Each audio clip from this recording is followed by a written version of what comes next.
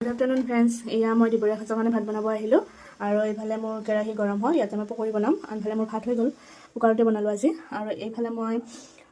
বেচন তাৰপিছত বন্ধাকবি আৰু ভেদাইলতাৰ পাত আৰু এনেকৈ জ্বলা ধনিয়া এনেকৈ দি পেলাই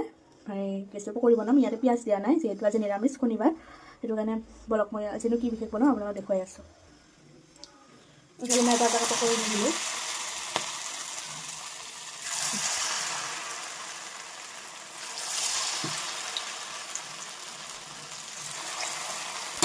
এইফালে মই ভেদাইলতা দি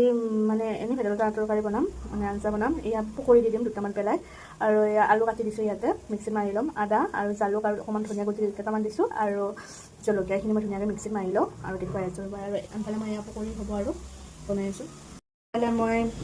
এয়া ভেদাইলতা আঞ্জাখিনি বনাম ইয়াতে মই গোটা জিৰা পাঁচফোৰণ এটা তেজপাত দিছোঁ আৰু এটা শুকান জলকীয়া দি দিছোঁ এতিয়া এইখিনি মই বহাই দিম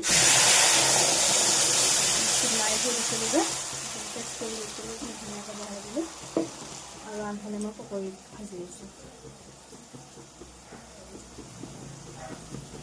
আৰু এইখিনি পকৰি হৈ গ'ল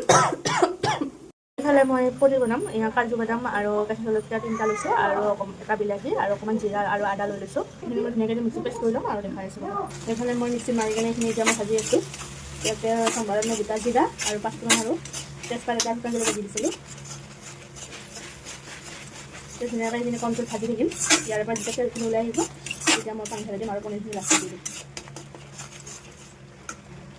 মোৰ পনীৰৰ চব্জি ৰেডি এয়া দেখিছে ধুনীয়া কালাৰ আহিছেনে এইফালে ভেদাইলতাৰ জোলখিনি যে বনাইছিলোঁ এয়া